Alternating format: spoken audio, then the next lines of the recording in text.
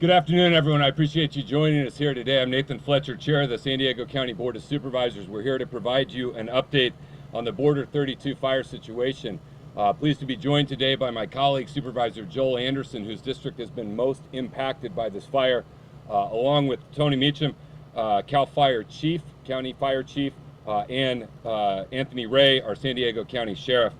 All of our agencies are working with a tremendous sense of urgency and a great collaboration and coordination to tackle the fire that we see in front of us.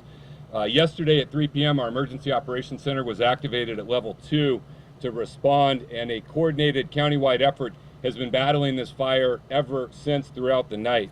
As it stands today, we have 4,438 acres that are presently burning. Fire is about 5% contained.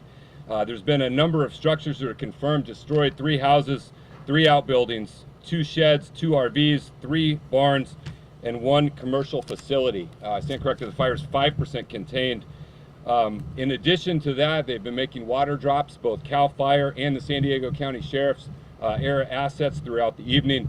Sheriff's deputies continue to patrol the evacuated areas to ensure that nothing is happening in those areas with the residents that are out.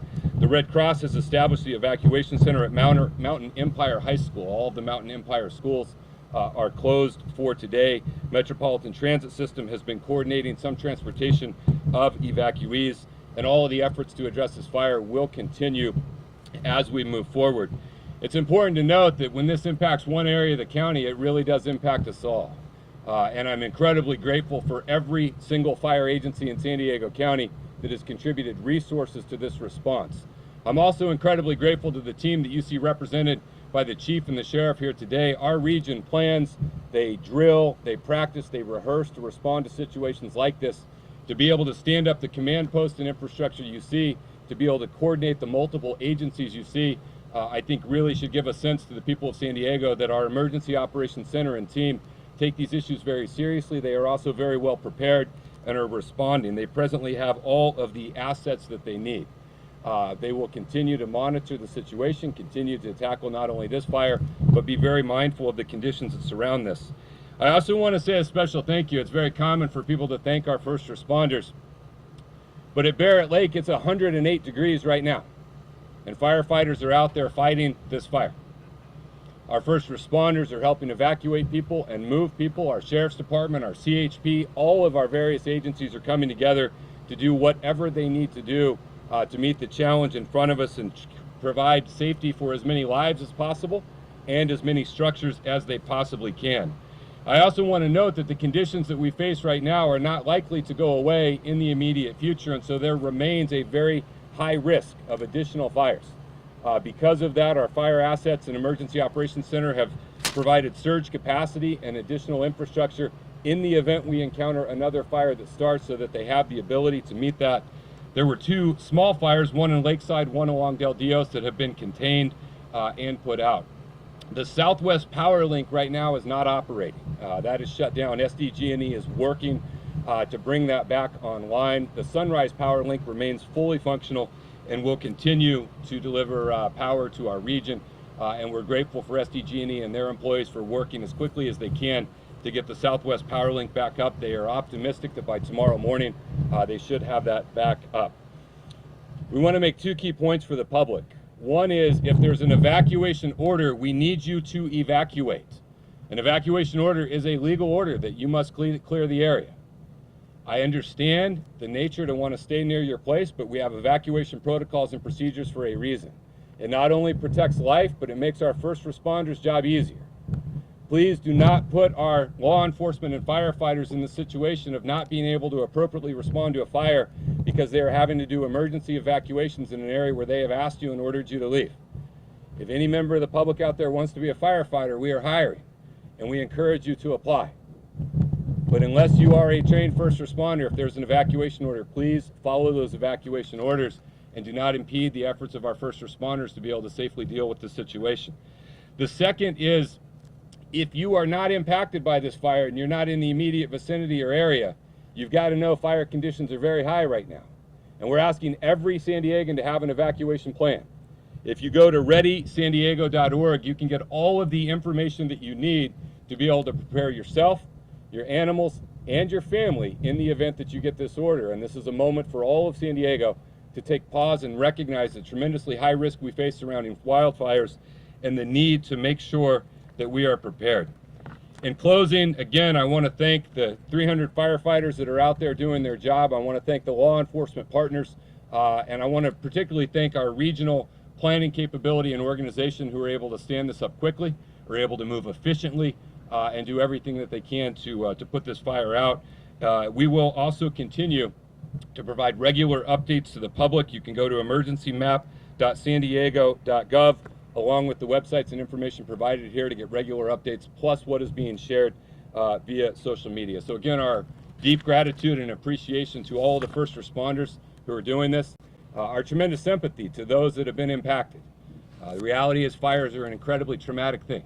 It is a very difficult thing to go to. The notion that you have to leave your home with your belongings and everything that you know and flee to an evacuation center is incredibly stressful and difficult. And so for all the families that are impacted, the American Red Cross is there to support you, county government is there to support you, and your broader community is there to support you during this time of difficulty.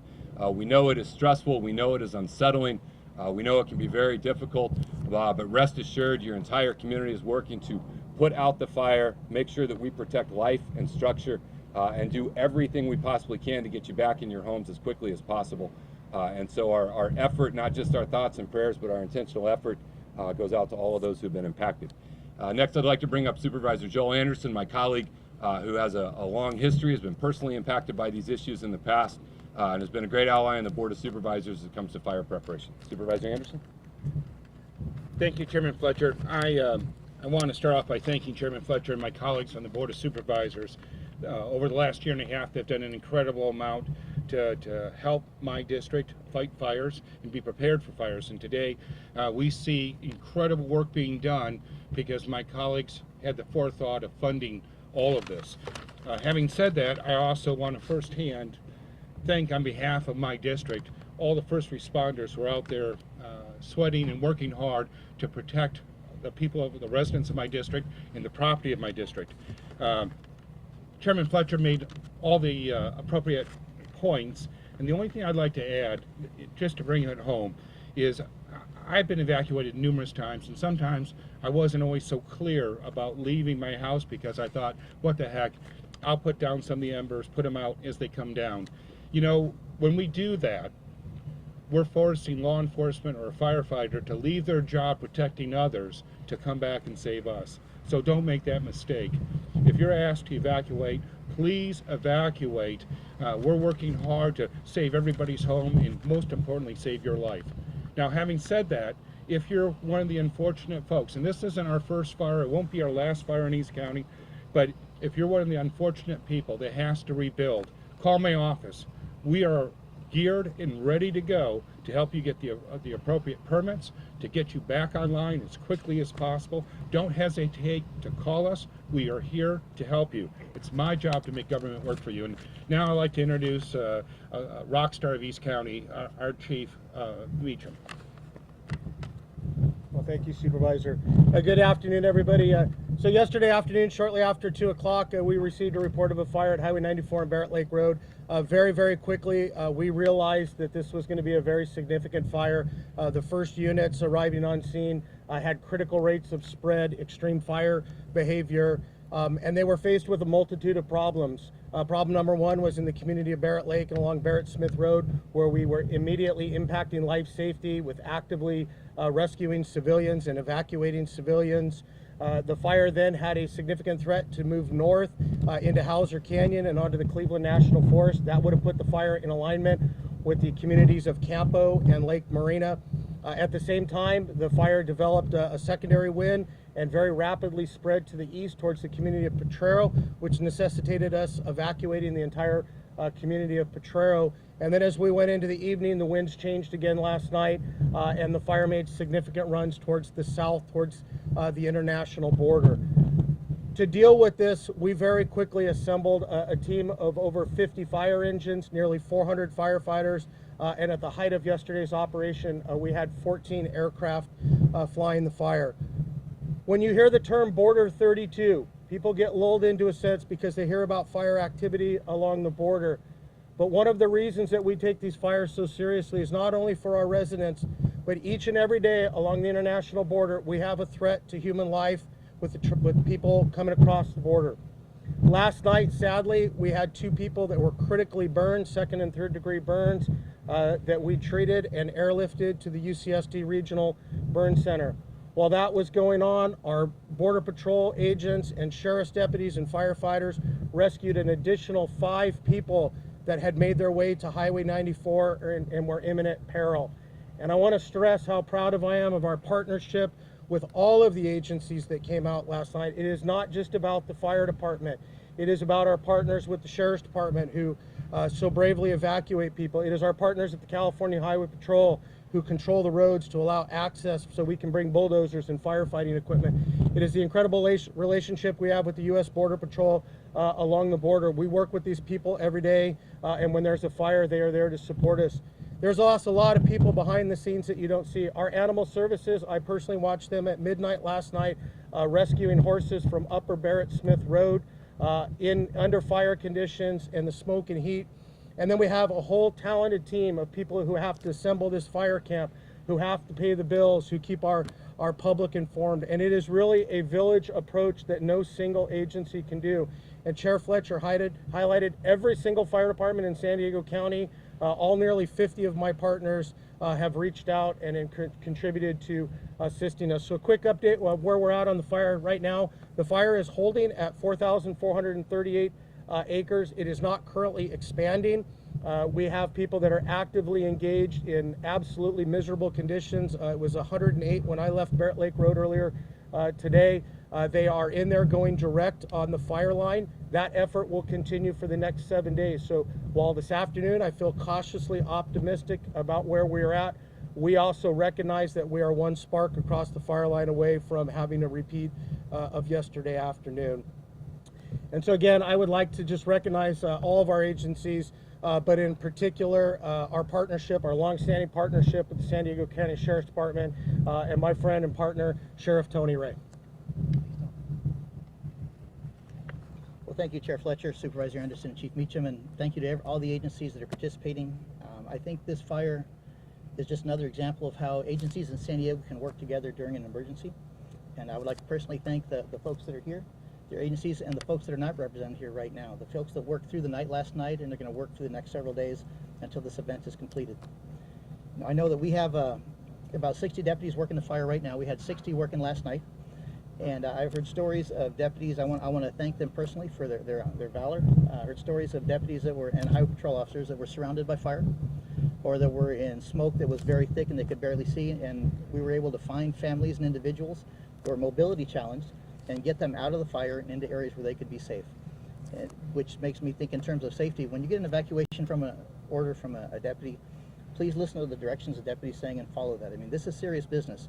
We don't give an evacuation order just for fun. An evacuation order is given because you are in danger of having fire come to you and cause harm. And it's tragic when someone loses a home or property, but you only have one life. It would be even worse if you were to lose that. So please follow the directions of the deputies. Now, I would like to say that you need to have an evacuation plan, whether you're in danger or not right now. Plan ahead so it's not desperate at the time when you get that message. Have your phone number contacts ready for you. Have food, have water, have a full tank of gas, have medications. Have a plan for your family, relatives that may be in a wheelchair or need oxygen, or that may take a little more than just running into a car. Have those plans made ahead of time so when you get those plans, you can execute them and move out quickly. I would also like to say that Ready San Diego is a tremendous website. We put out over 500 messages, texts, emails, cell phone messages, voicemails on evacuation statuses and road closures. If you check that out, get information, you'll be prepared, and we look forward to helping you in the future. And with that, I'll turn it back to Chair Fletcher for any questions that we have. Thanks, Sheriff. Thank you, Sheriff. Thank you, Chief. Supervisor Anderson. We're happy to take any questions at this time.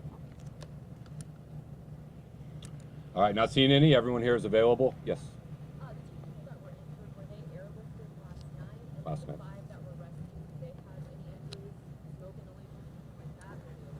Yeah, so the two that were burned last night were initially treated by firefighter paramedics on the line and then transported. They were both flown by air due to the seriousness of their injuries to the UCSD Regional Burn Center.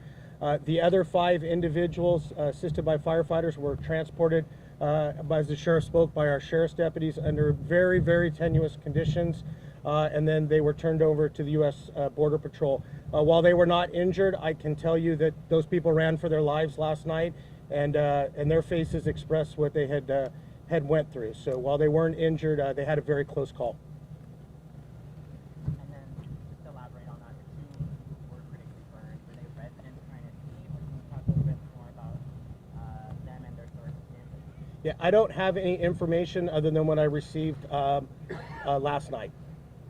And in terms of the cause of the fire, have you guys determined that, or is that under investigation? It's still under investigation. Our fire investigators are still here at the scene, and I expect it'll probably be at least another 24 to 36 hours before we have a preliminary cause. All right. Thank you, everyone. We will continue to provide regular updates as we go forward. Thanks, everyone.